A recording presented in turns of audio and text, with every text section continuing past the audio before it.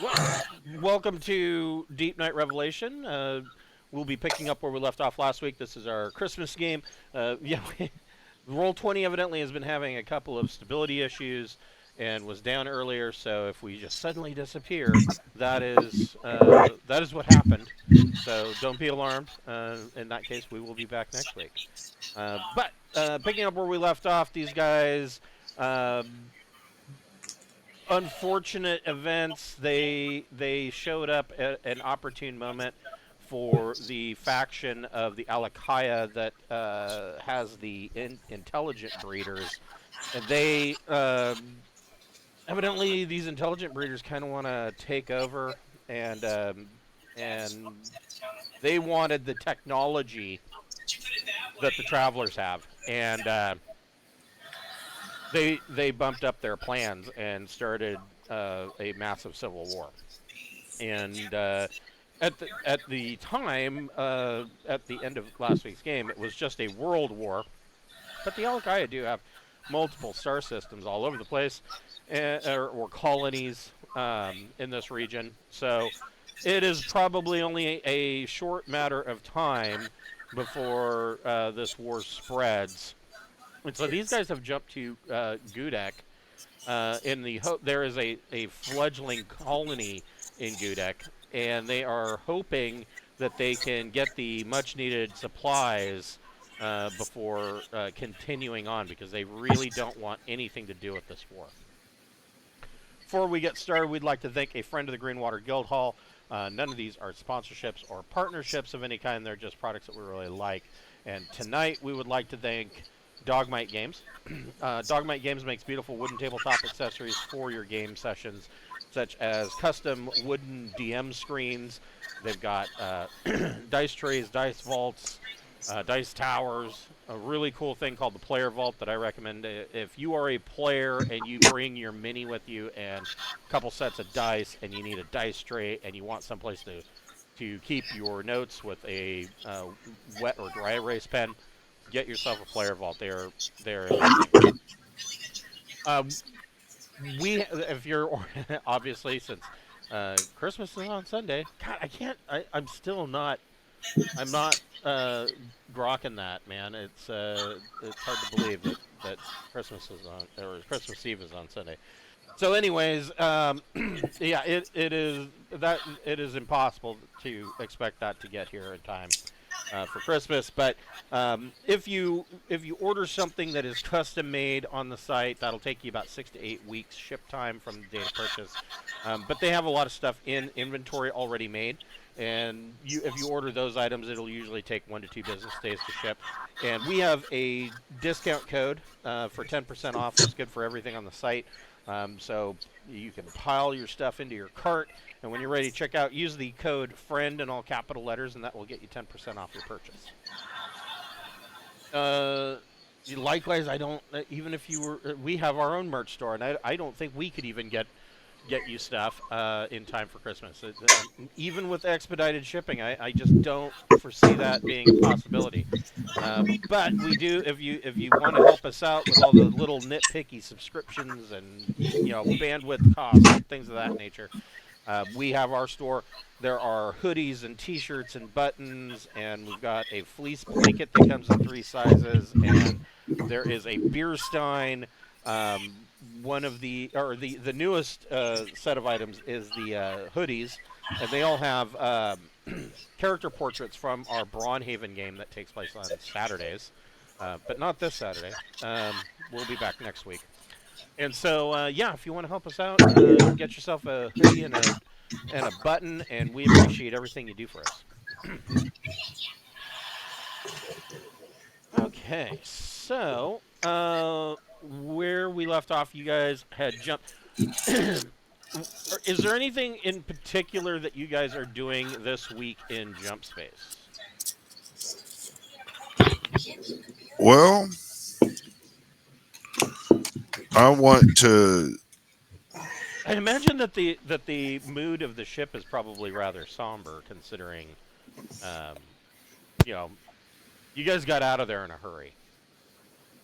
Yeah, I guess I'm gonna spend my week trying to fucking entertain and do mental health checkups on the crew. Make sure nobody's fucking up, thinking about fucking up, going really about the edge of crazy. I'm gonna try to detect the crazy before it goes crazy. Yes, detect the crazy. How do you want to go about trying? Are you just going to do counseling sessions? I'm gonna do a little of anything and everything. Randomly reading surface thoughts in the fucking Yeah. bulkheads, talking to people, Yeah, you're gonna counseling go you're sessions. gonna go the Jodani route. Yeah, full Monty, Gonna be doing it all, thought police. checking it all. Yeah, Go ahead and for the first check, go ahead and make your let's see, what is that? Read surface thoughts. So telepathy plus psi. I guess that's it. Oh, fucking wrong And character. he rolls a 22. No, I'm not that good.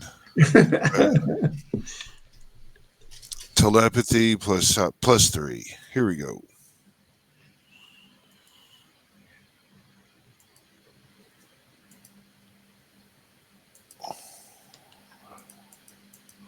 Sorry for the delay there. It should be rolling. There we Yeah, go. okay. Here's, 11. So So you don't really detect. I mean, you get some really good samples here as you're, you know, moving around the ship. You don't detect a lot. You don't detect anything, crazy. The thoughts that you do pick up randomly, your random sampling is everything from slightly depressed type thoughts.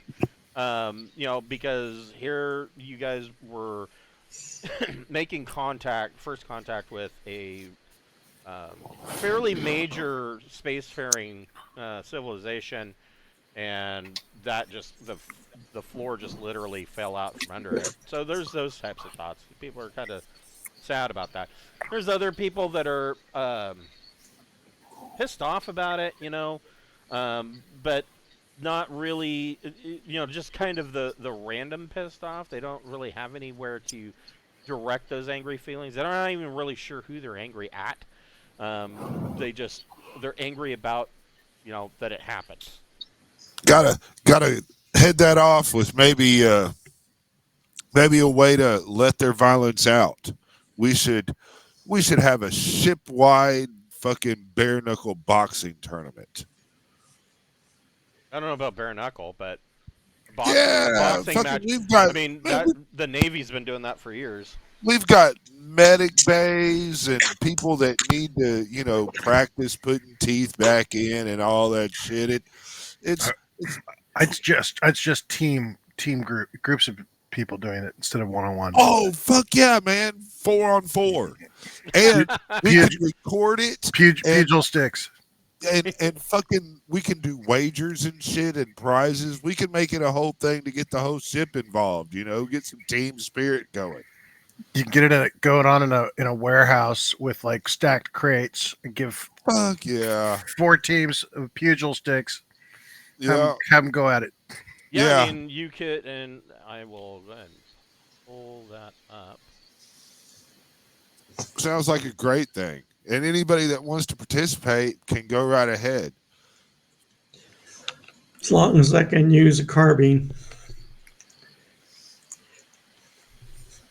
So I was gonna say you could hold that kind of thing in the hangar bay, but I don't even think you need to because you've got number 8 over here in the central pods, which is a training facility. So I'm sure that they have boxing rings for sparring matches and things of that nature. So yeah, you could do that right in here.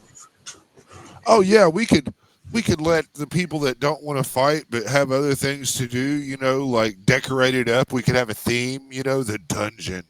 And they could decorate it and people could wear costumes and shit, kind of well, I mean, just trying to mix a whole bunch of activities in so we get everybody doing something or interested into something.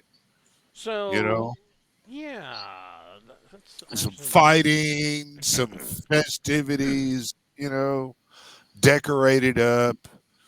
We have different teams from different shifts. Yeah, fighting and competing. Competing. You know, yeah, for all kinds of stuff. So, which of you wants to make an admin plus intellect check? My admin is 1, and my intellect will give me another 1, so that's 2. I'd get +2 on that. Anyone do better? I think Nope. that's better than me. Ah, Yeah, because I'm at 0 with intellect and 1 with admin. a 7. A 7? Yeah, it was a routine task. And so you basically send this idea as of course there's paperwork for all of this shit, so there's probably requisition forms and things of that nature. You send that up to the bridge. Who wants to make a leadership plus intellect check? Well, my leadership is. I've invested in that, I believe. My leadership is 1. So I would get a 2 on this. And get a 1. Well, it's your turn to roll. Fuck you. I'd have a 1 as well. Yeah. I'm not going to do all the rolls. That ain't right. Marty, you can do the roll because I want to do something else. I want to do something else. All right, I'll roll my stuff. Or you can. Go ahead, Will. I got an 8. Okay. There you go. Good for you. Yeah, the XO thinks this is actually a pretty good idea. And so he basically, so essentially the way this panned out was that Sarda went ahead and you guys came up with the idea. He kind of, Bocephus sent the paperwork up the chain, and Sarda went in and talked to the XO once that paperwork had gone through. And so the XO is pretty ecstatic about this. And so you guys set up a team boxing matches in one of the training facilities. We should do like an American Ninja. Oh, hell yeah. Not just boxing matches, but they have to go through an obstacle course. Well, like an American Ninja, we got to do it in a vac suit. Right. Yeah. Yeah. Or, you got to, we'll have everybody, we'll have them fight with the vac suit, but the air is turned off. So the first one that passes out due to lack of air loses. We're going to make Marines out of you guys yet. They don't need air, do they? Yeah, I just think a big obstacle course, and they have to navigate it in a vac suit using the magnetic pads on their shoes to get through most of the. Mm-hmm. Yeah. Okay. So yeah, you've got this, and who wants to make a? What would that be? That would be.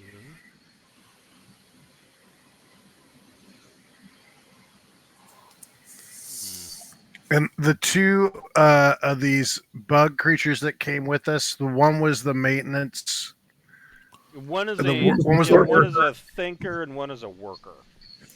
And so, what does the thinker want to be? I mean, the worker is pretty easy to slot into janitorial. It seems like that was sort of what he was doing already. Without... Yeah, he's fine with. I mean, you point at where you want him to do stuff, and he goes and he will do it. So yeah, so I'll throw him a custodial role, and I'll encourage his coworkers that it's and him in front of the coworkers that it's just as important to have downtime after work, and that is part of your duties is to learn to relax after work, right? And try to encourage him to actually try to figure out what to do in spare time rather than just not work nonstop, and maybe encourage some of his coworkers to take him out. Anyway, but yeah, so sort of see that he's doing that, and then I don't know what the other one was interested more in, like in engineering. Yeah, well, Akronika, not necessarily. He doesn't really have any skills in engineering. He is actually a planetologist. So he's got science too and planetology. Oh yeah. So perfect. So we'll just move him to the research teams with the scientologists and planetologists that we have. So as you are kind of discussing this with Zanuck, the worker, he's like okay, and he's ready to go get some work done. Akranika, he's perfectly fine being moved to the science teams. Yes, you're detailing the gecko. He's perfectly fine with being moved to with the young Bronze Age guy. Right, yeah. I'm having him help me do that. Yeah, teach him some automotive crafts. So yeah, he's perfectly fine getting moved to the science teams. In fact, he prefers it. That was going to be his recommendation because he's been on the ship long enough now that he can see that you have that kind of science going on, and so he would love to take a gander at that end of it because your technology is so much more advanced. But he does bring up. So what he brings up is that when you get to Ghoudek, he's making, of course, the assumption that you will be arriving before any ships that are coming from the home world or from any other world.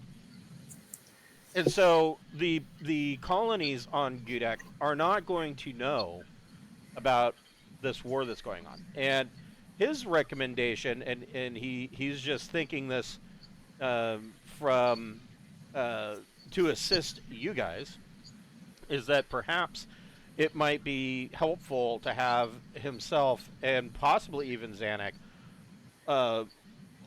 either on the bridge or any direct interaction with these colonies, so that because they may not believe in alien. Sure. And he thinks that he could probably sell this perhaps a bit better, and he is, speaking of crew members that are depressed and upset. Probably Akranika and Zanuck are probably the most upset by this, but at the same time, Zanuck's very upset about it, but he still thinks that leaving with you guys is a much more important use of his skills and time. Like I said, Zanuck's not the dumb worker. He's actually quite intelligent. Akranika, on the flip side of that, he believes that this is a good use of his time and skills too. But he worries, what will there even be a homeworld when you guys return? Come back this way. He's definitely upset about all of this. And even if there is a homeworld, will it be the same type of world that he left? Because this intelligent breeders that's a whole other ballgame. Show some movies on historical rise and falls of different empires. Yeah, okay.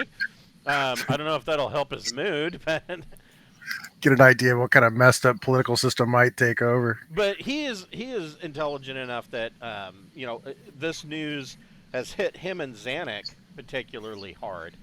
He can only imagine what it will sound like to these colonies, because they're out in the middle of nowhere, and to learn that their homeworld is basically experiencing a worldwide civil war is going to be disturbing. Are they existentially tied to the do they rely on food and other things being imported for their survival? So it sounds like they probably, how self-sufficient is this colony?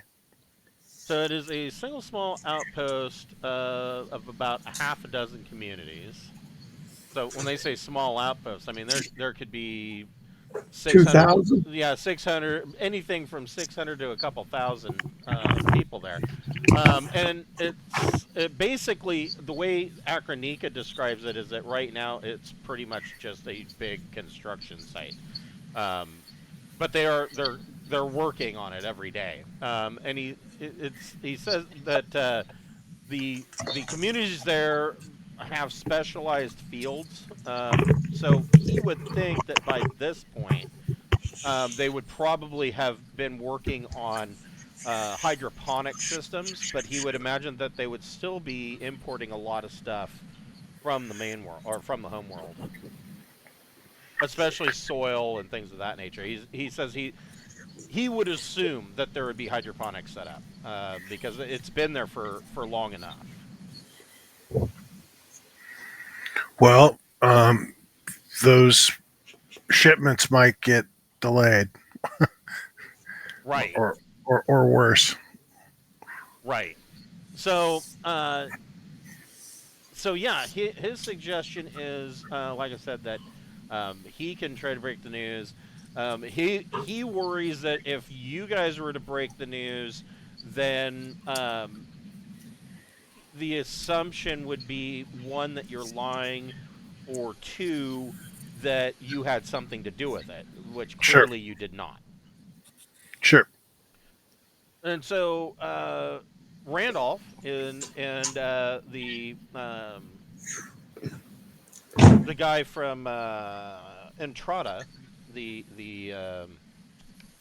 blacksmith apprentice, are down in the docking space down here, detailing your gecko. What are you just cleaning it? Are you? Well, we need to clean the shit off after we had a little problem with that. Yeah. Yeah, it's looking a little rough. And it needs to be buffed up and it needs to be waxed, and I need to double check the aim on the lasers, and Yeah. now maybe show the young guy what a laser is. Yeah, go ahead and make a mechanic plus. I would guess a mechanic plus intellect check in this case. 5. We don't get it. We don't do anything. We just sit there for a week. Maybe not. Drink a beer and. Actually, he does pretty well, and so he has picked up a couple of skills, turning wrenches and whatnot down, and he's learned a couple of systems down in engineering, and he actually helps out quite a bit, especially with the calibration of those laser rifles, making sure that the linking system is working properly, things of that nature, dialing in the targeting. So yeah, you guys kind of spend the week tinkering with the gecko.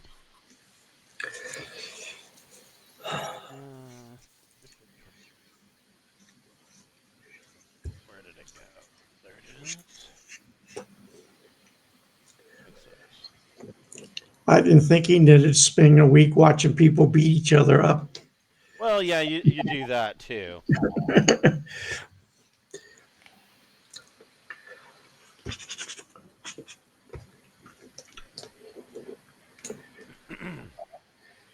What's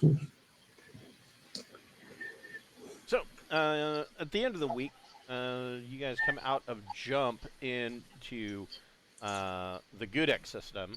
The Ghoudek, let's see here. It has 1, 2, 3, 4, 5, 6. 6 planets. Of those, 4 of them are small gas giants. And so the captain feels that probably the first thing that they should do is top off the tanks. So he immediately begins refueling. He does order gun crews basically to a yellow alert status. So your gunners are looking for potential problem targets. The captain, and probably rightfully so, feels Captain Belmont's a little bit nervous about this whole war situation.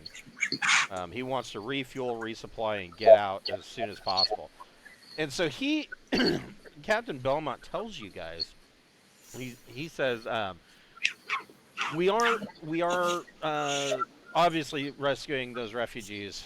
That was about we went through supplies twice as fast for about 3 weeks than we would have normally, and so that definitely put a dent in our supplies. He says, however, he says we're not completely empty, so let's get what we can, and really, it doesn't have to be 100%. Let's get what we can and move on, because he has a very bad feeling that this war is going to heat up. Well, I mean, that's what he wants. That's what he'll get. We can also just kind of refrain from, we can go just hit the food real quick, get as much of that, then we can kind of refrain from hanging out on that part of the system. We can go to, less inhabitable areas to get other resources, Right. minerals, stuff like that. Right. We can avoid their population and just, it's not like they fought very well last time. Right. Well, unfortunately for them, the thinking breeders side has a lot more organization, and so having seen what you saw, you don't have a good feeling about the odds for the animalistic breeder side. Oh no, they're fucked, man. I trained a fucking predator to take over. I taught the art of war and all That's kinds true. of You shit. did read The Art of War. Yeah, I mean, and other strategic type. But she came away different for having read that. She came away with the thought of that all of this should be avoided. Yeah, she might get killed for her weird way of thinking, but it was worth a shot. Yeah, I mean, yeah. So Alikhernz points out, out of these 5 systems, there are 2 terrestrial planets. One is just named Diacide, and Diacide is a know-nothing rock ball. It is an X2 and zeros across the board. So I don't even think it has an atmosphere. It's just a rock. The colony is on a world called Eghoudix Alikaia, and Eghoudix Alikaia. Let me type out the code here. Okay,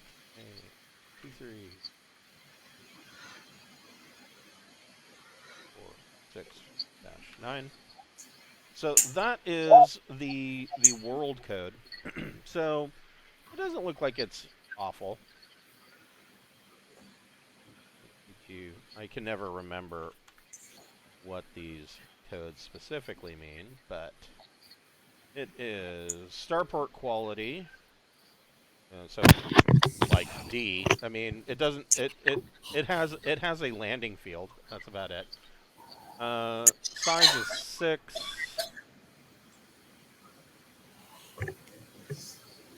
So not quite as big. It's halfway between Earth and Mars at 9,600 kilometers in diameter. Atmosphere type is A. So it is an exotic atmosphere. Like I said, it is not breathable without a. I think it's more than just a mask. Yeah, atmosphere is composed mainly of carbon dioxide and nitrogen. So yeah, it's. I mean, you're probably gonna want to wear a spacesuit.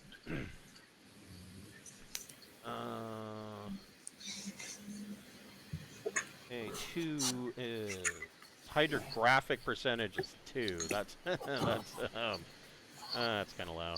Yeah, it's only got 16 to 25% water. So there are a few small seas available. Let's see. Do the seas have life? Possibly. I don't know that it would be. I don't know. That's a good question. So I mean, I gotta think. A few whales, a dolphin, and Well, a whales, giant squid. Well, based on if they were like us, there would be no sea life in that atmosphere. right? That's what I was just going to say. And if there was sea life that breathed carbon dioxide and nitrogen, my question would be: would it be edible? Well, yeah. Population is 3. We could just go steal the food supplies from the colonies. So yeah, there's about 3,000 people on this colony. And government type 4. This ought to be interesting.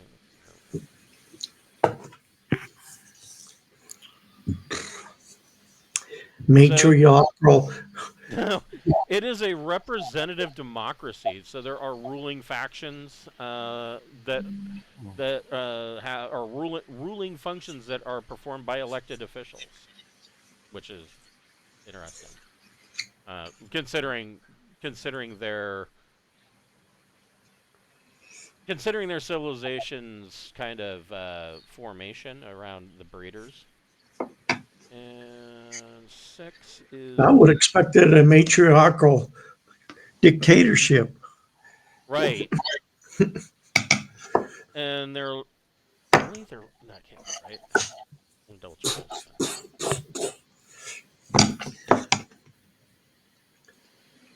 Yeah. Yeah, so they have a law level of 6. Like I'm going to pay any attention to it. Right, yeah, because what are they going to do about it, right? That's right. Yeah, law level of 6. All firearms except for shotguns and stunners are banned. Interesting. I mean, they don't really have shotguns and stunners. I would imagine that their melee, their little their sword knife thing is probably standard equipment. I doubt that other than perhaps a few law enforcement individuals, and I don't even know that they really have those. I think that there would be a lot, or very few of the carbines on this colony, is the way it sounds. And so Agrenica points out this system. They do have tech level 9, so he points to the system and says, yes, the colony would be on the opposite side of the world from the direction that we're facing.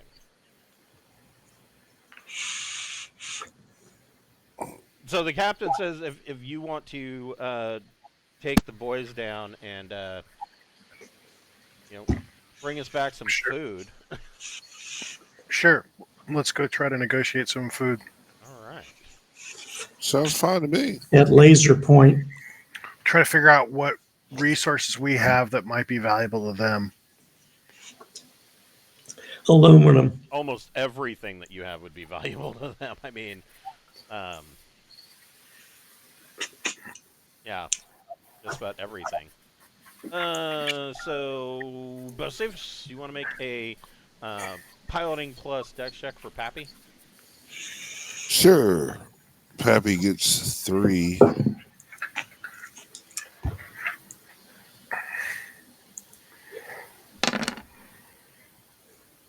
Damn. There. Yeah, Pappy's fine. Yeah, Pappy launches from the ship and puts you on course for the Eghoudix Alikaia, and it probably take you guys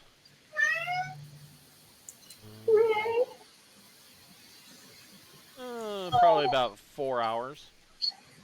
And so, I mean, Agrenica is trying to tell you what he does know about the colony, but come to find out, he really doesn't know a lot.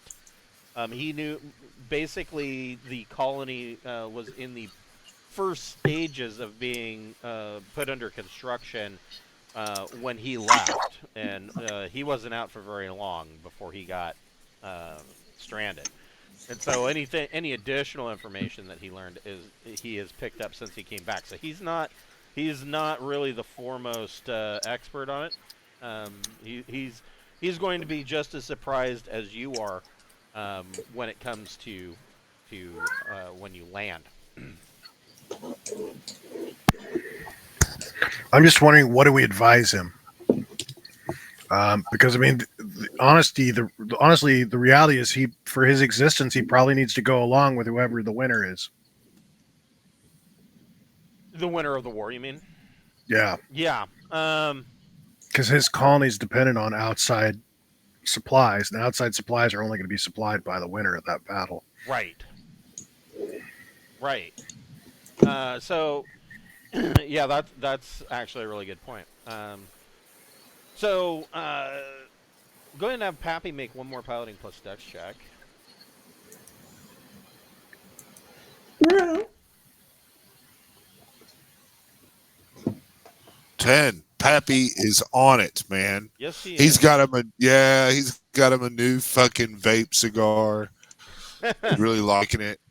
Yeah, everybody up in the little captain area is complaining about the fucking smell. It smells like skunk gas. I don't know what he's vaping. I mean, Yeah, he's loving it. He's like, Different tobacco. oh, hell yeah, I love this shit here. And everybody's like, damn, man, he flies great, but the whole fucking bridge stinks. so you guys, he brings it around, slows it down, and brings the scout, the Destinex, in for a landing. And as he's coming in, he does a flyover, and this is the site, or the primary site of this colony. And they do have this landing platform that, I mean, it isn't much. They have one working beacon light. But for the most part, you can see the rest of this site is heavily under construction. They like to work. Yeah, they've been working day and night. I mean, as you fly over, Akronika looks out and he goes, "Wow, they've done a lot of work since the last time I heard about this place." He says they basically started with nothing but a crater. But there is, so you can see that there is water. For instance, there is a waterfall here, and the landing pad is actually on this pedestal over a small river. So yeah, there's at least fresh water here.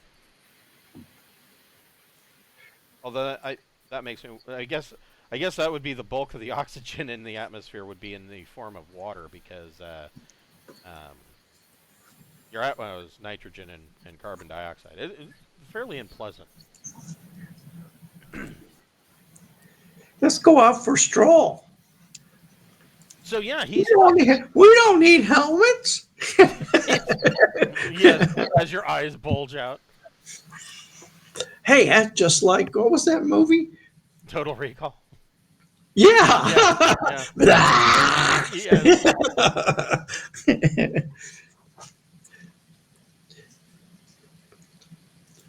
Yeah, That's the scariest looking Schwarzenegger I ever saw. Well, yeah, I mean, that was actually one of the more realistic ones. The other one that I found that was hilarious, but also realistic. I don't know if you guys ever caught any of Avenue 5, where all these people keep dying, and they would hold a barrel and they'd shove them out an airlock, and of course, you know, physics. The body would then start orbiting the ship. So they were flying around. It's not going to go anywhere. Like, hey, what's that coming by? Oh my God, that's one of the bodies. And then, you know, it's like that science fiction movie they got with they took off with an extra stowaway passenger. Now they're trying to figure out what to do. right? Well, you can throw as many passengers out as you want. It's not going to change anything. Right.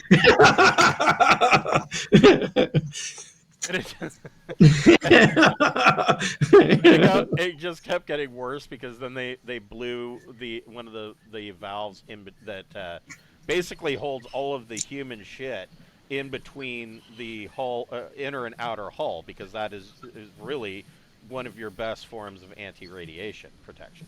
And so, but they blew one of the valves, and so it spewed out. So now they have corpses and like a frozen field of shit rotating around the ship Oh God. Ridiculous. That show's And they, hilarious. and they solved it with glitter. Yes, and then they solved it with lasers and glitter. It's oddly beautiful. So dumb. uh, so yeah, Pappy brings you in and sets you down on the landing pad, and there are 3 workers that are out there. You're starting to get to the point now where you can look at these guys and see visually which one is a worker, which one is a thinker. I mean, the thinkers are usually pretty obvious because they got a whole bunch of tools and stuff. But you can look at just their body stature and be able to tell that's a worker, that's a thinker, that's a warrior, kind of thing. Although the warriors and the workers are very closely bulked up. And you see 3 of these workers, and they are... I'm trying to imagine what these guys would look like if they were slack-jawed. But yeah, it's obvious that they are in a state of shock. They've never seen a ship like this before. But they're not running away, they're just literally in a state of shock. All right. Make sure the ramp goes down real slow. They like that. Yeah. I told him this means peace going off the Uh, and yeah, and make sure we've got at least one of the other. I keep wanting to say Eric Koka. Akranika? Yeah. And one of the other Akronikas with us to go down the ramp so that they don't just immediately panic. So he fits himself with his spacesuit, which is obviously quite a bit different from what you guys are used to. And what you do notice is you notice that his spacesuit doesn't have. It's not what he's putting on isn't as full body covering as what you guys would need. But then again, he also has, these chitinous plates and whatnot. Perhaps Alikaia don't need quite as much protection. Another thing I noticed, they don't have any exposed genetia. Well, You can't tell what they are. I'm going to hang out on the back of the, right there at the ramp, just kind of on the ship, and I'm going to wear my advanced polycarpus and the expanded shield and my Gauss sniper rifle, and I'm just going to kind of overwatch. You might need a vac suit. Yeah, Well, I can put a breather on. I'm beyond the cargo bay. Yeah, you could wear a breather. So okay, so you're kind of hanging back and just providing overwatch, and so yeah, if shit gets funky, I want to be able to reach anywhere, and touch people. Okay, so Akranika and Zanuck come down the ramp, and you can't help but kind of laugh. Zanuck actually looks like he's trying to act super casual, and he's not really very good at it. It comes off as, Steve Buscemi dressed up as high school kids. Amazing. Hello, fellow teenagers. And Akranika is just kind of like, why are you acting that way? And so they approach these 3 workers, and they have a dialogue, kind of probably about 3 or 4 meters away from you guys. They kind of talk with them. So they were slack-jawed when they saw your ship land, and then they see 2 of their kind stepping out, and this is even more shocking to them. And they see you guys, of course, behind them, and so Akranika kind of tells these workers, basically he tells them, don't touch the ship, and we need to talk to the colony administrators because we need supplies, and we have news from the home place. Bring a female in that first group. The breeder's not going to do anything. No. I'm saying our own team. Make sure that we send at least one female in that initial group. Oh, really blow their mind. I'm like, oh my god, Yeah. these guys let their breeders out. They'd probably have to be told it was a female. That's probably true. Yeah. Yeah, they're probably not going to pick up on the differences. Yeah, because Not in essentially, a spacesuit. yeah, essentially with you guys, I mean, you have the benefit of knowing that everybody that you talk to that isn't a breeder is going to be male. Right. Yeah. So yeah, these workers are like okay, and they basically go back to finishing the job that they were doing, and Alikhernz turns in and waves you guys over and leads you into these large doors right here, lead into the facility itself. And when you first step inside, there is indeed just inside here a large hydroponics bay. They are growing all kinds of vegetation. I could put it that. I mean, you can tell that there is a difference between vegetable and fruit, for instance, but you can't. You've never seen stuff like this. Oh, okay. I mean, it is alien fruit and cucumbers. Well, it's too bad we didn't bring some more hydroponic people. Does it look like this is more advanced tech than our hydroponic, or no? Or No. Okay. I mean, Got this is this is cutting edge tech level 9 stuff. yeah. Okay, great. Yeah. Perfect. I said we've actually come to negotiate, to trade, to barter for food, and we have some supplies to trade.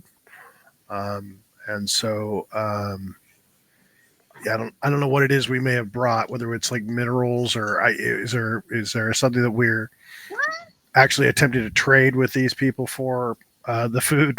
So the thinkers that are currently running their hydroponics, after they get over the initial shock, and Alikhernz kind of introduces you guys, and so you bring up you've brought stuff for trade. The first thing that of course they're interested in is technology, and they have, these guys have a ton of questions, like, you know, they're asking Alikhernz, like, are you traveling with these aliens, and where did they come from, and they have a ton of questions. And Alikhernz answers their questions, you know, as best as he can. Yes, he has decided to join your crew. He and Zanuck. He says, I have decided to join their crew, and Zanuck pipes up and says, we're going on a great adventure. That's about the height of what Zanuck understands about this. He seems almost to the point of fearlessness. And Alikhernz, you know, answers. They say, well, how long is it going to take? And Alikhernz tells them, you know, to my knowledge, I may not be back for, you know, 20 years. And they automatically are trying to, you know, fathom how far you're traveling. And he tells them, no, it's going to be more like 5 times further than that. And so then they want to know, well, how far can their ship jump? And so these guys are very interested in technology. But after some of the interest in your technology, one of the things that they are highly interested in is any kind of prefab buildings or technology to create prefabs so that they can build their colony faster.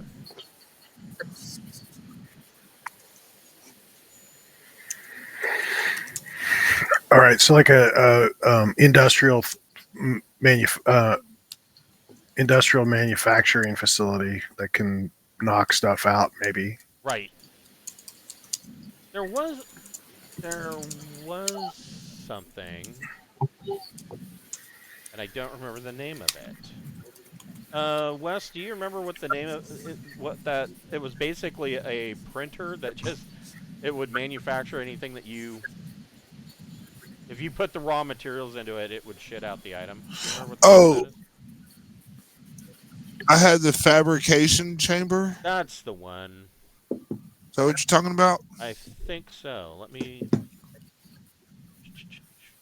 Yeah, basically, I've if I put remember, money in smaller fabrications. if I remember, it sounded a lot like it was essentially a 3D printer. Yeah, fabrication chambers. It is, but yeah. I think the ship has TL-15 fabrication chambers, which means it should be able to fabricate anything TL-13 or lower. You just feed it the raw shit. Right. Fabrication chambers, it says on page 7. Then when I go here. Oh, I see. I see. Yeah, so the one you have, I'm it will going off do... memory on the two. So you've got a tech level 13 version? I have a tech level 13 personal one that I've purchased, and then you said the right, the ship's maintenance shops had TL-15. Yeah. Yeah, looks like they have. Then I have 3 liters. Is how much I have. I have a 3 liter TL-13 fabrication chamber. Gotcha. So it looks like. So this is weird. It says TL-17 advanced fabrication chambers. Yeah, no, the ship wouldn't have those. They would have tech level 13 enhanced fabrication chambers, or standard. Oh, yeah, standard fabricators.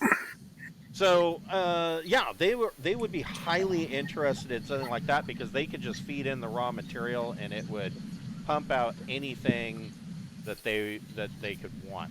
So is Bocephus staying back on the ship? I mean, you see Akranika and Zanuck and Sarda and Randolph go into this hydroponics section. Yeah. Well, I mean, I'm gonna sit there. I got the little comms. You know, I'm just listening. Right. But if they need an escape, that's what I'm doing. Is I'm here. I can shoot the turret on the fucking scout ship, or I can fucking shoot this. You know, I'm trained in shooting everything this ship's got, plus my gun. Right. Okay. So you're staying back, providing a watch. So. But if they need me, I mean, I'll come in. But you know. So yeah, these guys are interested in the enhanced fabricators. And of course any other technology that you'd be willing to trade. That's up to you, Sarda and Randolph. You've been kind of given carte blanche.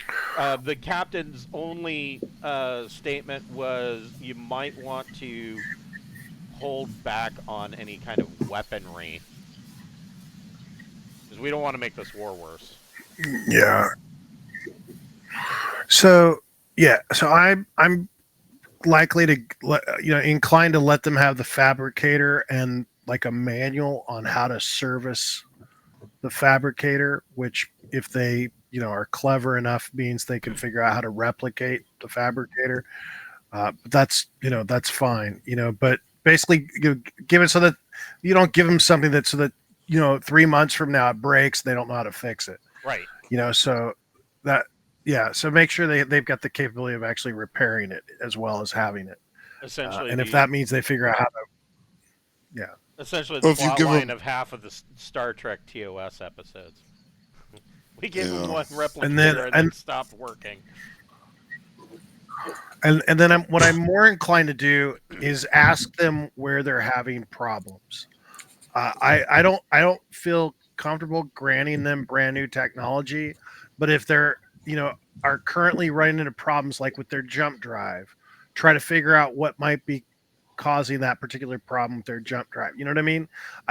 We're not necessarily pushing them to a new level of tech, but we're helping them with their current levels of tech. Okay. So if there are issues that they're currently running into, try to help them resolve those current issues. Okay. So that so that we sort of ease them over the next hump, but rather than just gift them with crazy stuff that's high tech. Okay.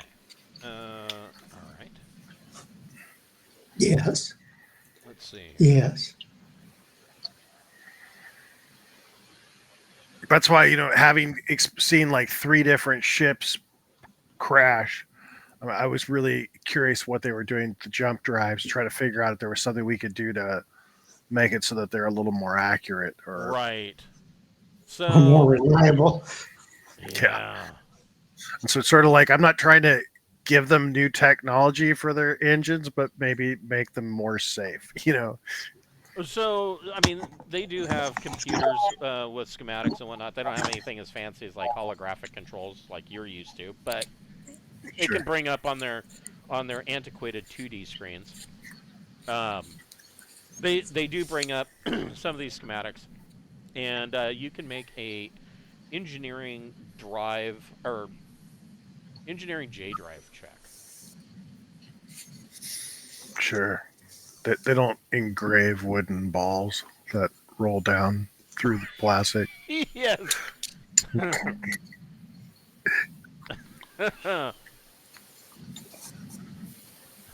Boy, we're hitting all the sci-fi tropes tonight. Oh, shit. There we okay. go. 15. So, what you are discovering, I'm gonna I'm going to bring up their ship. So because they have a jump 1 drive, right? And so my hope is to make their jump 1 drive safer. Okay. And more reliable. That's really what I'm not trying to push them to jump 2 technology. I'm just basically trying to make it that their current engine and method is far safer than what they were doing before. So their ships. So they've got their colony ships. And for the most part they're so it's this is a little weird. So they're colony ships. They will send out, in other words, to found a new colony. And usually on these colony ships, they will have a number of breeders. But sometimes the breeders will say, we're not getting off that ship, and you can screw off. We don't like this planet, and we're staying here.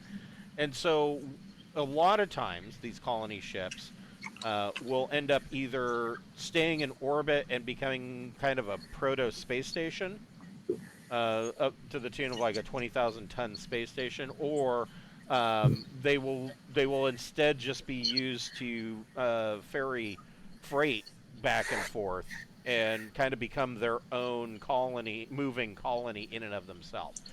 Those ships are using what they call the Proto Jump Drive 1. Their exploration ships have a Proto Jump Drive 2. So they're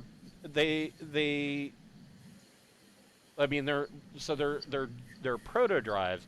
It is a version of a jump drive that takes up 5 times the usual tonnage, but it costs the same per ton as one of your J drives. So these things are massive, and evidently they're expensive. And it says it's almost as reliable as a standard jump drive, and can be used for ships carrying breeders. An experimental J2 version is available, but it's new and temperamental. Fit only for ships that are crewed by rejectees, so exploration ships. J2 drive is a prototype. I wonder how big that's got to be. It's going to be massive. So it is a prototype as defined in High Guard, with 1 disadvantage and greatly increased price in addition to its already increased size. A J2 drive will misjump on a straight 2D check result of 10+, and on 12+, the drive breaks down in a manner that cannot be easily repaired. And they are aware of the issues that those J2 drives. They've lost a lot of ships. They know, Right. and they are fully aware that that those drives are experimental. But the feeling, and even in reading their documentation, using your translator and with Akronika's help, I'm trying to see how to word this. they don't really seem to care that the J2s have this big of an issue. And the reason it's not one of callousness or one of it's not an emotional lack of caring. It is those particular ships are crewed by rejectees. So that's fine. Breeders don't want them, so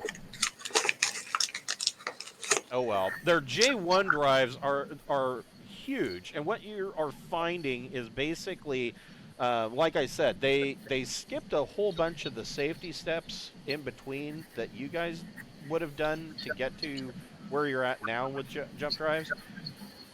And so you're seeing that a lot of the safety guards and whatnot are just completely removed from these drives. Wow. Maybe we can give them one. Yeah, that's basically it. I just want to check it out and see what suggestions I can make that would make this safer. Okay. It sounds like there's quite a few. Yeah. Do you And then nudge them towards where they need to, the direction they'd need to go to miniaturize things a bit. Okay. So essentially, you spend the next probably you spend about the next 3 days down here, kind of showing them variations, things that they can do to make these drives maybe a little safer. And you make suggestions on miniaturization techniques. Going so far, not necessarily giving them the technology, but showing them how your particular technology works, and so that it can be smaller. Right. You know, you don't necessarily need to have baffles that are the size of a living room when you can get some that are, 2 feet in diameter. Randolph, what are you doing on this during this 3 days? One of the things I'm doing is I'm asking around if anything in their hydroponics that we can eat, that humans could eat, is fast growing. So that's a very good question. So far, you have discovered that the Alikaia diet, there was no human foods that they couldn't eat. So the assumption might be the complete reverse, but and it is. They have a number of fruits and vegetables. They also, in another section of their labs, they also are not labs, colony. They also raise some livestock, and these livestock are these lizard that are about the size of a sheep. That they butcher for food, and they have. I mean, everything tastes like chicken, right? And some of the fruit, even rattlesnake. Yeah, right. Some of the fruit might have a rather strange taste or a pungent odor, but it all seems completely edible. I mean, do you want to run tests on it before eating it, or? I mean, you've got your hand scanner. What all does the hand scanner allow you to scan? Where's my card pack? There it is. Hand scanner. The essential sensor scanner functions. Okay. Appropriate settings provide local data based on perception, life and activity detection, field sensor, magnetic and EM, and densitometer. So it's not really. Yeah, it's not really going to tell you too much. Yeah, I mean, the obvious choice is you can take a little bite and try it out that way. No. Does this taste poisonous to you? Well, you got to wait 24 hours to see if you start throwing things up or diarrheaing like explosively. Right. Yes. In your spacesuit. Yeah, so how do you want to go about this? Do you want to collect samples or... I'm going to collect samples. Okay. Bocephus, what are you Does doing? the scout ship have anything? I would assume so. They would have... that's a good question. I mean, it's got all kinds of sensors. Yeah, it would have a bunch of stuff, I would think. Excuse me. Take a look. Here is your scout ship.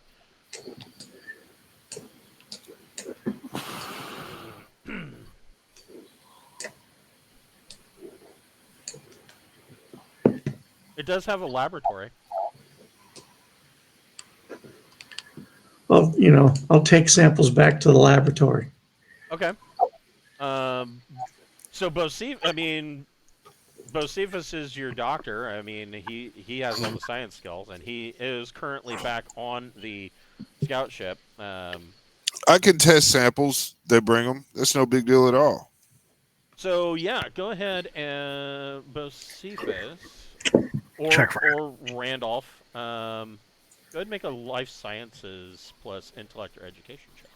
Check for heavy metals. Yeah. It's full of lead. It's full of lead. Look at that, a lead carrot. 13. Okay. So yeah, you do find that there is one type of fruit that is not necessarily poisonous, but there are enzymes in the fruit that are going to be difficult for most races from the charted space. Aside from that, there are plenty of other ones. There are 6 other breeds of different fruit or species of fruit that are perfectly viable for you, and another 3 there's 3 different types of vegetables.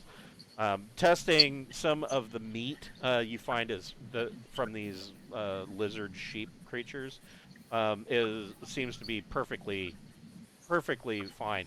They also these thinkers also show you that aside from these lizards being used for food, these lizards have chitinous like scales on them, almost like armadillo scales, and they show you that they actually use some of those scales and material in clothing and making bags, and there's like the hide underneath they tan like a leather, and so they kind of make these leather almost like a ballistics vest out of these plates. So I asked for some seeds for these plants and vegetables. Okay, yeah, they can hook you up with that. Not a problem. Since they're hydroponic, we might even be able to transfer some of them directly over to our hydroponic system. That's true too. Yeah, well, they in addition. What I'm really interested is their fastest growing ones. That way, if we can grow them in our hydroponics, at least we get with your more food available quicker. Right, so they tell you it's a 60 to 90 day cycle for our vegetables. Right, so these guys tell you that they're, at tech level 9, these vegetables and fruit, they have about a 60 to 90 day cycle. But you know that with your TL15 hydroponics bay, that you're up on Deepnight, you're probably going to be able to cut that time in half. But they also tell you when they decide to give you the seeds, they want to trade you crates of the fruit that are already available, and they give you, of course, sacks of these seeds. They also supply you with some of the soil that they've been growing in. Perfect. Oh, that's good. Get an idea of pH levels and stuff. Organic content. So, during this 3 days, Alikhernz... Nitrogen content. Right, yeah. Well, nitrogen, that's really good for the soil. I would imagine that there's probably a bell curve there, though. but too much of a good thing. Well, that's why they rotate crops to replenish it. That's why Yeah. soy is an important crop. Right. Yeah. So, during this 3 days, Alikhernz kind of meets with the colony administrators, if you will. These are basically a group of thinkers, and there are, of course, a number of breeders. This colony is about 3,000 people, so it's a pretty good sized colony. But you guys feel that it's kind of weird. You got all these people, you got these breeders down here, and yet this colony is in a constant state of construction and has been for about what you can figure out. It seems like it has been under this constant state of construction for about 6 years, and it's not like it's not happening as quickly as you guys would think that it should be. But this group of thinkers kind of basically runs the colony, and of course they don't have any intelligent breeders, and so Alikhernz kind of explains the situation that's going on with the homeworld. And at first, these guys are incredulous. They're like, this doesn't make sense. There's no such thing as an intelligent breeder. Breeders are to be revered, but they're not capable of higher thought. And they're not wanting to really even believe him. Do I show the recordings? Yeah, you could. I mean, they'll figure it out soon enough. I mean, Yeah, I mean, our plan's not to stick around, so. Yeah. So you show these administrators these recordings, and they are aghast. Go ahead and make a persuasion plus charm check, and you can make that with a boon.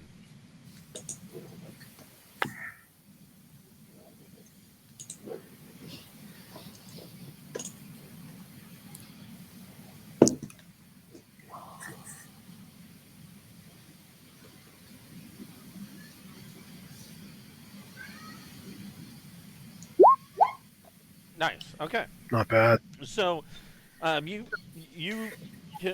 boon was because Alikhernz, as they're trying to explain, and even Zanuck is, Zanuck's way of explaining is like he's showing the wounds that are still, in the process of healing. It's like, yeah, I got shot here and I got shot here, and this shit be real. And Alikhernz is explaining, and that this is taking place.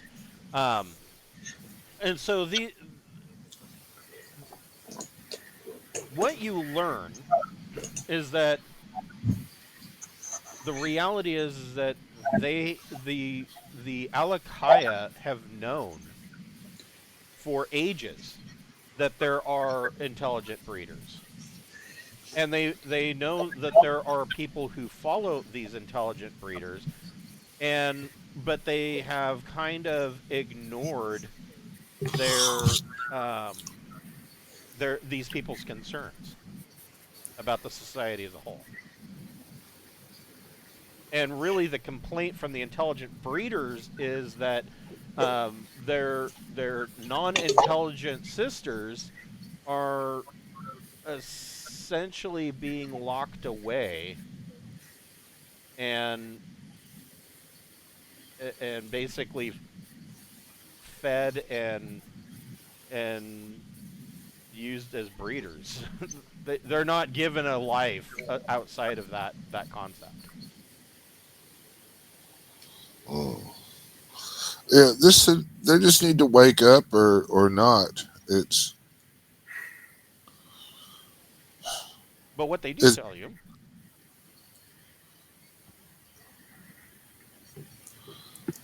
Where is it?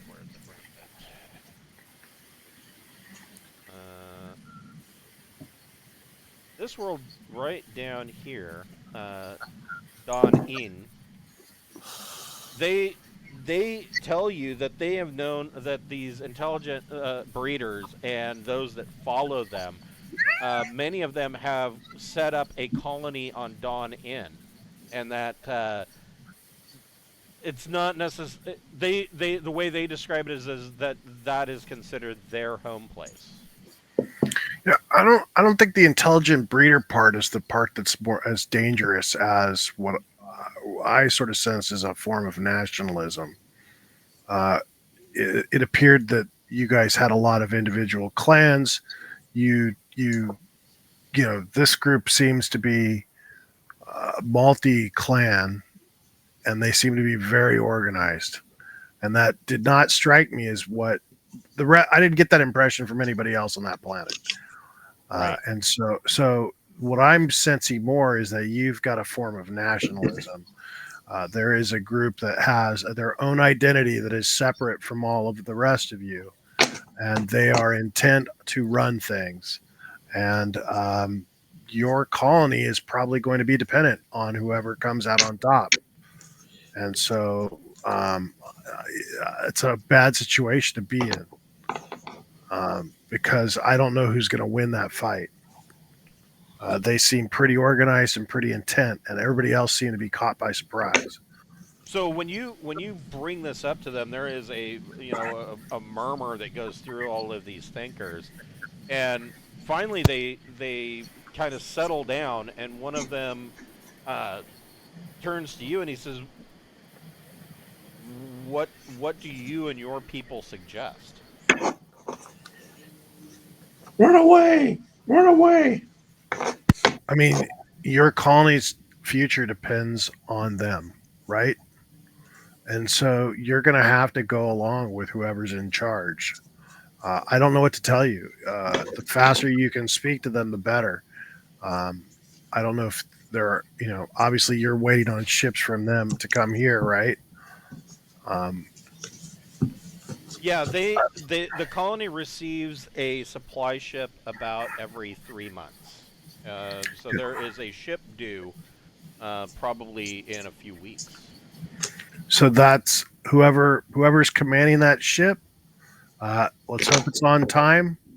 And you need to find out what's going on from whoever's flying that ship. And so they are. I mean, I don't know that insect people can really turn pale, but it definitely gets their attention. So their next question. So you have spent those 3 days kind of giving them information on how to Improve their drive. I was going to say maybe not fix it, but improve it. And so Make it so their question is, they're exceptionally thankful. I mean, it is obvious to them that that you are much higher technologically. You are far more advanced, and just like all of the other Alikaia that you've met, they are. Their initial shock doesn't go away right away because they had never conceived that there could be, not only that there could be another race out there, but that there would be a much more advanced race out there. It's not that they're stupid. They just never even thought that it was possible. They don't have the X-Files on Alikaia. They do now, as I give them thumb drive full of Here's the DVD box set. A-Team. Let's go, cigarette man. So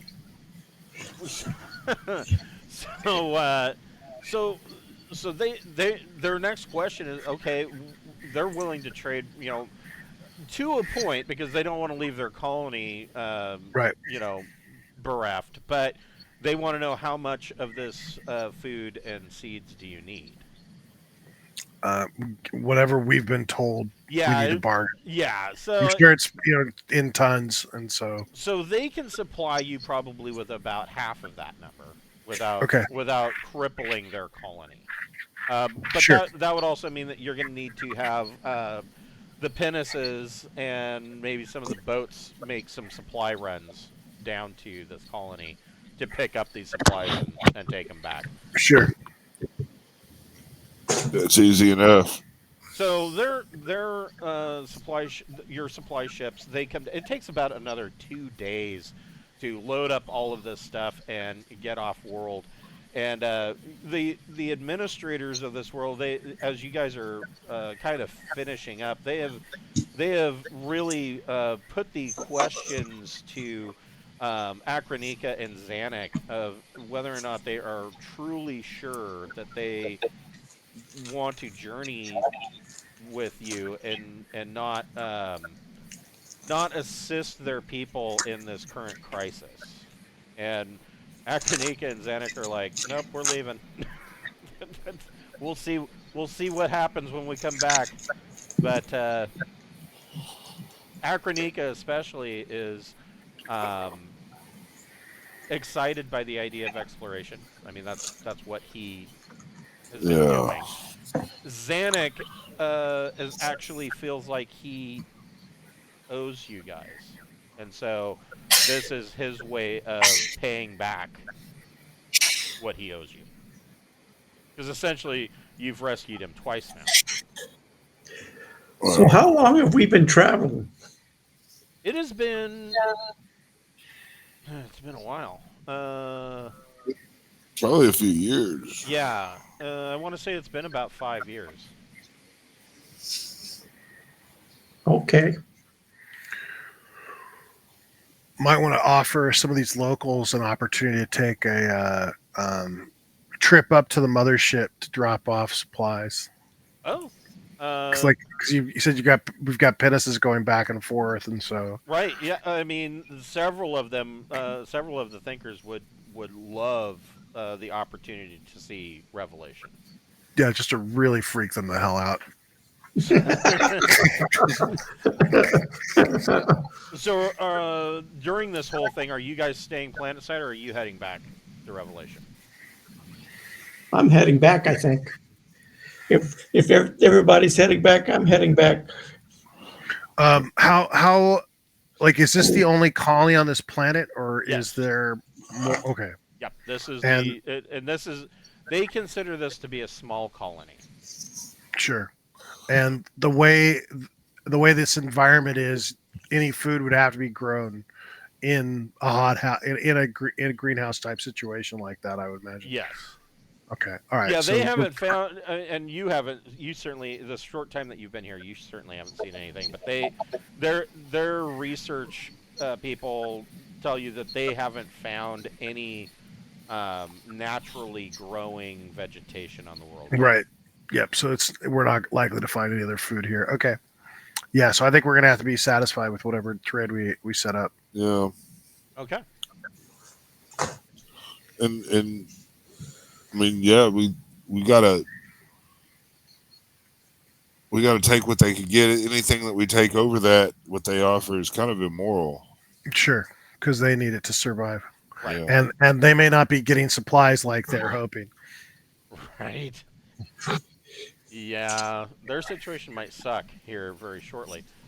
But they got some fabrication chambers, and Yeah, 'cause true, you true. can fabricate a fabrication chamber with a fabrication chamber. Yeah, true. So Yeah, they can be essentially self-replicating. you know, You put the right materials in, and it will shit out the parts for another fabrication chamber. Right. So, Pappy can make another piloting plus dex check.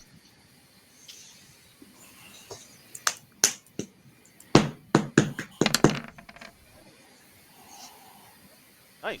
So, Pappy lifts off. You guys are heading back, and you've got a couple of these thinkers with you on the Scout, and they are on the NSY-X, and they are looking around. They are, of course, fascinated by everything. And Alikhernz is kind of pointing things out and basically telling them, don't touch anything, don't press any buttons. We don't know what this stuff does. He says, I pressed a button and the air And conditioning. I grew 3 testicles. Yeah, the air conditioning in my quarters was on for a week. So, yeah, don't touch anything. You know, we are their guests, so you know, unless they tell you you can touch it, don't touch it. And so, you know, he kind of shows. He's been on the Deathsnacks a couple of times now, so he kind of shows them around. You know, and he takes Zanuck takes some amount of pride taking them down into the cargo hold to show them Randolph's gecko, and you know, tells them that this is what they drive around in, and they are, you know, they're in awe of it. And Pappy brings. So Sorry, what was that? we got to show them mold videos. Oh yeah, are you gonna? Oh fuck yeah, man! That and some, and then you know, scroll through all of Sardis shit and get all the paranormal shit they got. All the paranormal, everything, ghosts, Bigfoot, dragons, all of it, and you know, just take choice cuts of that.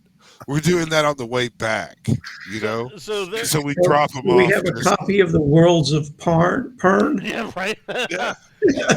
Oh man. But we gotta raise their paranoid level some. You know, gotta get them out there being a little edgy so they survive. It's for their own good. So they're coming. What they take away from this montage video of paranormal horror is that you guys come from a world that is really scary. They are aghast that you guys actually were able to evolve enough to become such technological wonders. And their assumption, of course, is that you guys are Billy badasses if you were able to survive Sasquatch and dragons. Yeah. So we showed him the movie Reign of Fire. Yeah. And You the mean- Ring. You mean and the Exorcist. You mean the documentary? The Reign of Fire. documentary Reign of Yeah. Fire. And Probably ran the curse Except of we changed Strahd the ending because the big bad male dragon ate everybody else. made him play the Curse of Strahd campaign. yeah, and the documentary of Yeah, Idiocracy. Raven. Yeah. This is what happened Get to him- Soleimani. Get him in some Ravenloft, you know, the vampires and shit. So, Some of your friends that don't sleep. are you during- giving them the entire tutorial video on the Deepnight entity? Yeah, I think we should. I think we should spread the word. Like, good. Didn't we already do that at the home planet? Yeah. Yeah, but these guys haven't been. These guys are. That's true. Yeah. So if we gave it to home, we might as well give it here. Yeah, it's basically what we'll show it to them. Yeah.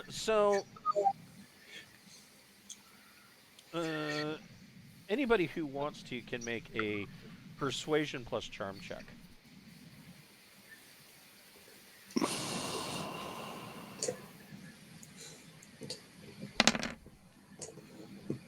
Okay, so in that video, so they learn about the entity, and out of this group that you are taking back of 5 individuals, 3 of them are rejectees, and they now kind of they are 3 thinkers.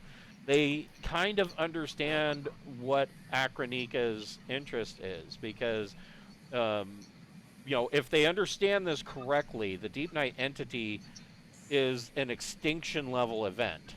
And it's not just the extinction of one world, but all worlds. That's right. And that is what we're going to combat.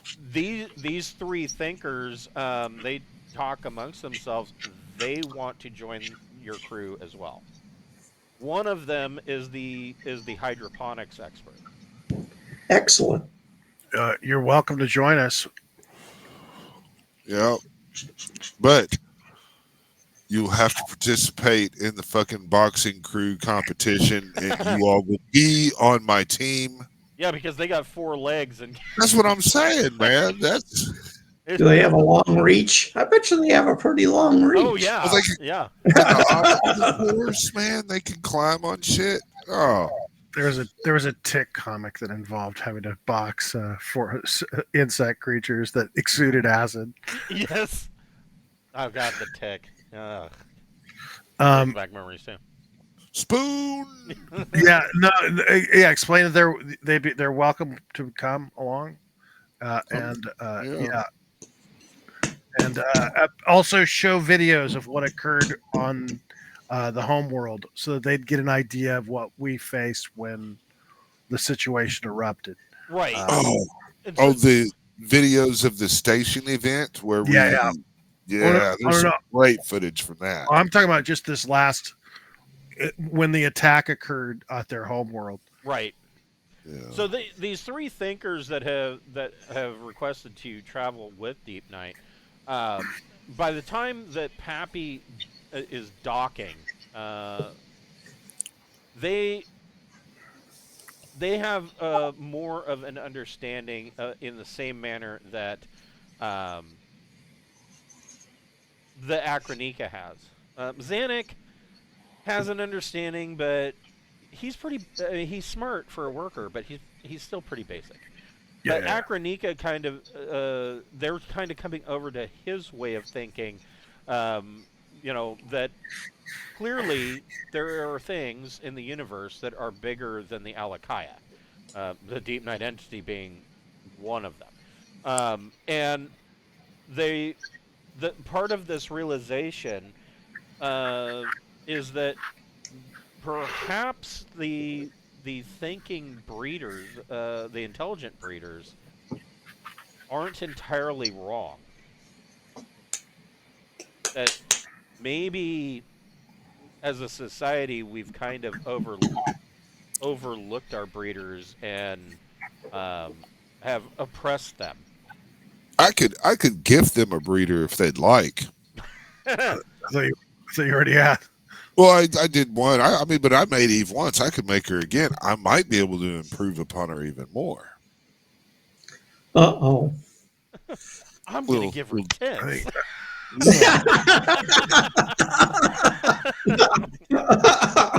But I don't think we need a bunch of kids of a different race. I don't think that are, I don't think these animals, I don't think these things are mammals, are they? No, they're not. They Doesn't matter. wouldn't Trust want me, to you'll like do them. it yet. Doesn't matter if you need them. Trust me, you'll like them. I don't think we need to keep cloning them. Yeah, let's take these 3 on. Perfect. That'll Okay. expand our numbers. So they're yeah, you I think maybe we should learn our lesson from that clone. yeah, you get about 50% worth of the supplies that you need. When you have docked and you come back, you of course go to the bridge and make a report. The captain, while they have been here, the captain, the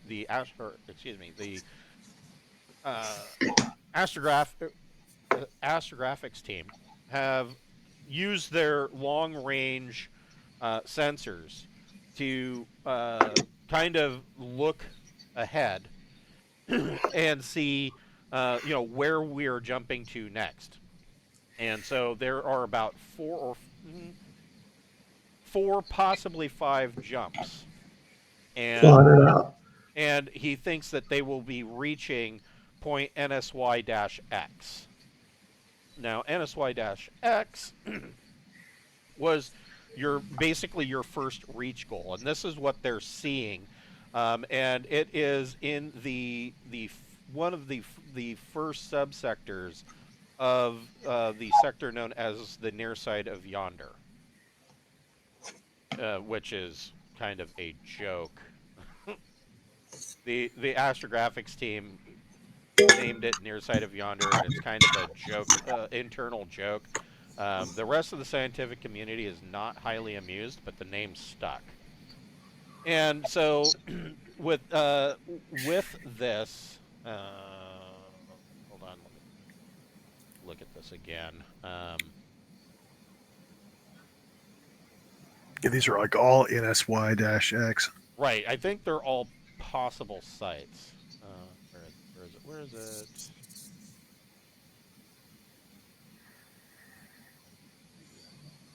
So this is the end of, excuse me, the end of Revelation's first plan.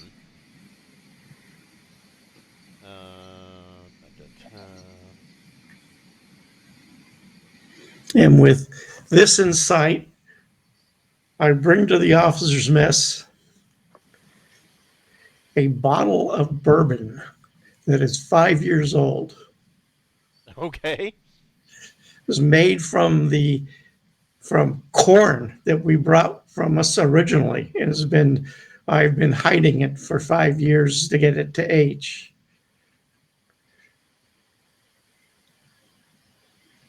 So yeah, the first part is to travel from the marshalling point that you were at Demnon, which is now about a year behind you, to the unspecified location of NSY-X.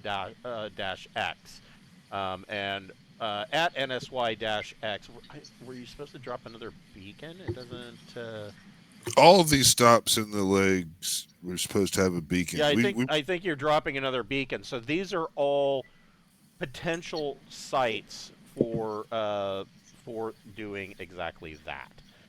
Now, exactly what these individual sites are, they're not close enough to exactly tell. They can tell a couple of things. So TMM. So this one here looks to be a trinary star system. X Sigma up here looks like it is a white dwarf, which that can be. Perhaps I mean, knowing that that's a white dwarf might actually immediately disqualify it, but that's up to you guys. TGK. Why am I not? Oh, right here. TGKK consists of a primary yellow star and 2 orange stars that seem to be orbiting each other as a distant companion. Phi down here is a stellar oddity. It seems to be a complex multi-star system. They are counting no less than 7 stellar bodies. SL1 here looks to be a brown dwarf. They're barely getting any data back from that system. BKK as a Burger King. It looks like it is a pair of orange stars, so it's a binary system. NSY-X is a pair. There is a yellow star and an orange star in a binary system, and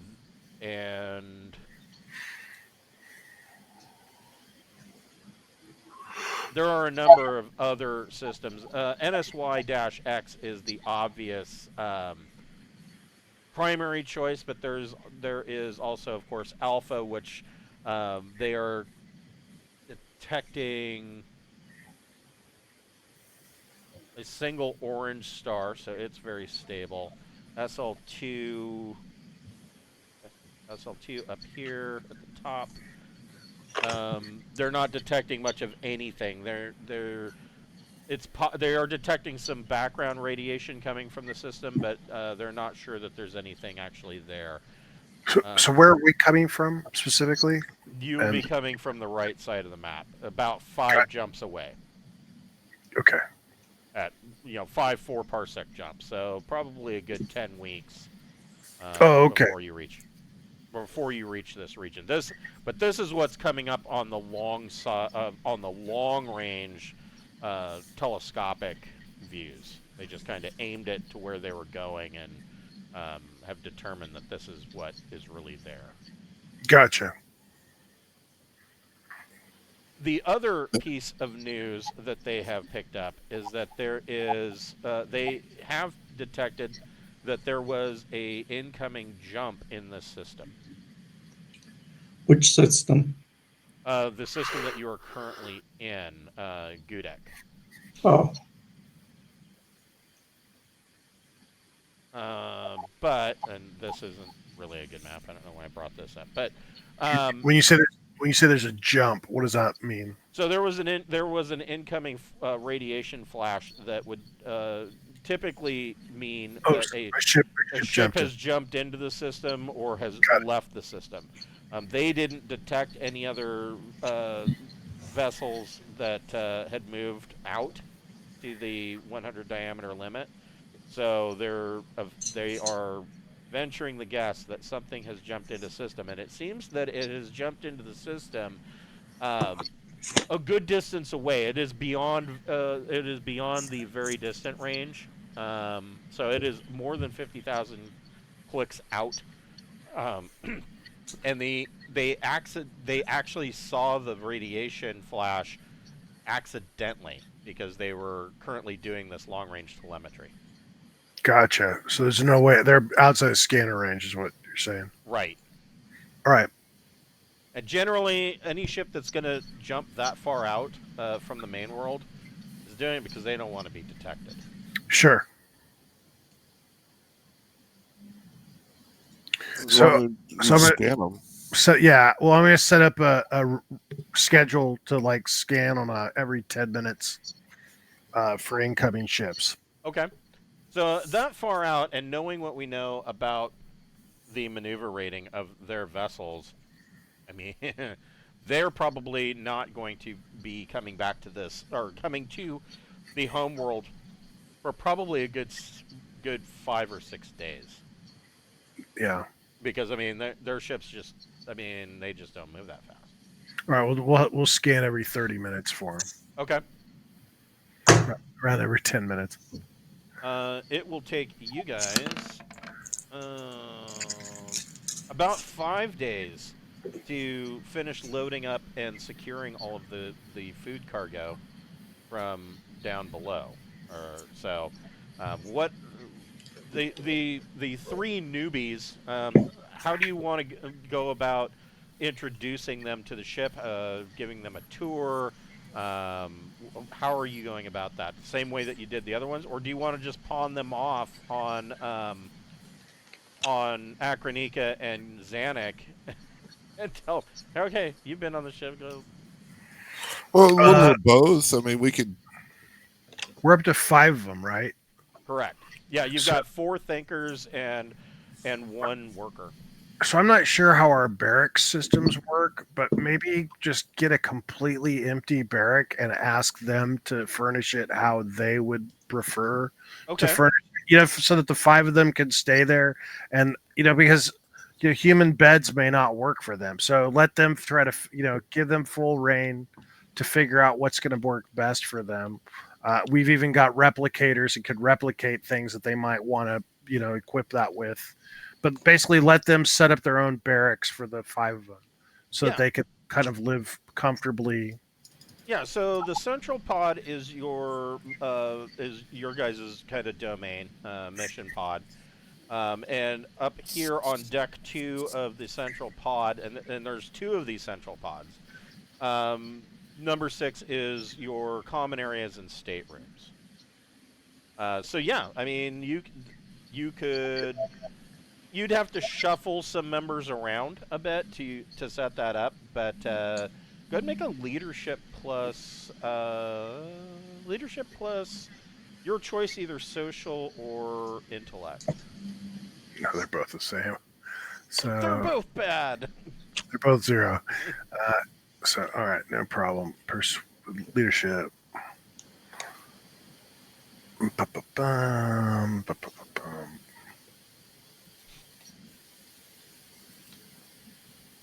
8. Nice. So some of these crew members that you're having to shuffle around, they're kind of grumbling about it, but they understand, and you're able to give the order without there being, any any overt dissension among the crew. But they disperse, and these guys Likely because they all figure out that the alternative is they may have to bunk with the bugs. right. And so it's like, yeah, let's let them have their own bunk. Yeah. So yeah, so these 5 go in there, and of course Zanuck does the bulk of the work, getting stuff moved around. But these thinkers come up with, and they actually put the fabricators to use, and they come up with a sleeping arrangement that's quite strange. Like there are handholds on the walls, and there are kind of these like almost. They're like hammocks, kind of. That's what they normally sleep in, and they're just kind of hanging at random locations around there. When you guys look in there, other than like their equipment lockers and whatnot, their sleeping arrangements look completely chaotic to you, but they're perfectly happy. Well, let them know that if they need to make any adjustments, they're free to do so at a later date if they think of any improvements. But yeah, having never had to worry about hosting these people. I would almost think they want to sleep standing up, like a horse. Yes. That might be the hammock thing. They just want to take weight off their legs. Yeah, Take off and start hang. Hang from the thorax for a bit. So the 5 days goes by. Your sensor operators.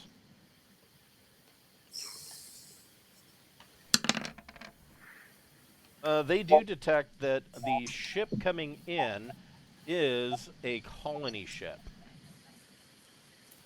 Oh, that's interesting. That's one of the last ones to get out, possibly.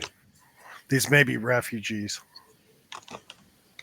Yeah, they are detecting one of these beastly 20,000-ton behemoths. But like one of the things that they have detected is that they have detected that this one looks like it might be armed. Well, have we got all the food we loaded? Yeah. All right, let's get the hell out of here. It'd be fun to hit that motherfucker with our spinal mount gun and just see what happened, though. And we're going to do an experiment. Hold on. I think we need to bug out.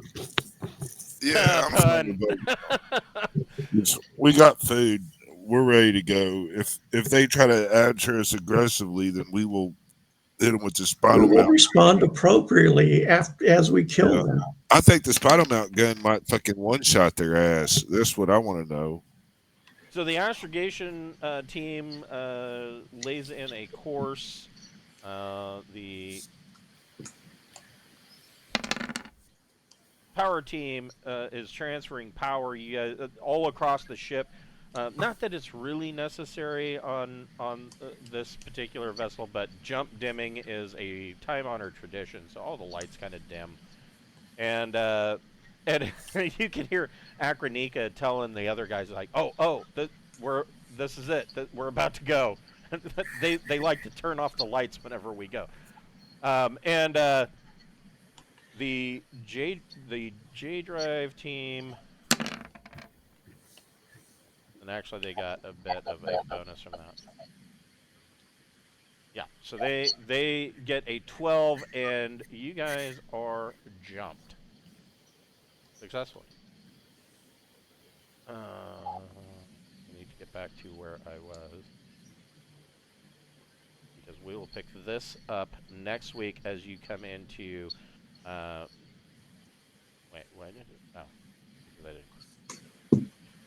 we will pick this up next week with you guys coming up with what you're doing in this for this 10 weeks, and what you find when you get to NSY-X. All right. Next week on Deepnight Revelation.